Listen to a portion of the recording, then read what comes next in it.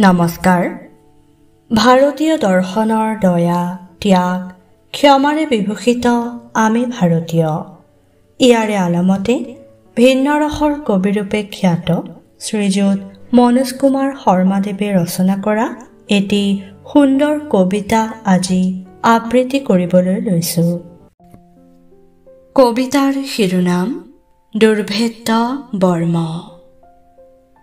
মন মোৰ দিগন্তহীন প্ৰশান্ত, ঢৌ খেলি মৰমবোৰে আকাশ চুব খোজে।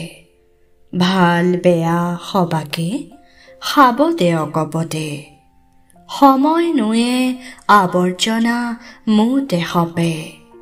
সাময়িক পংকিলতাই মোৰ সত্তাক ধূসৰ কৰে, পিছে ক্ষণিকতে মই ঘূৰাই পাওঁ মোক। মাতৃভূমিয়ে মোক দৃষ্টিৰ দিগন্তত দৰ্শনৰ অমিয়া যাচিছে।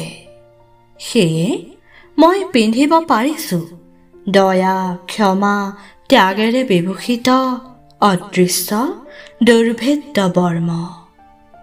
ধন্যবাদ।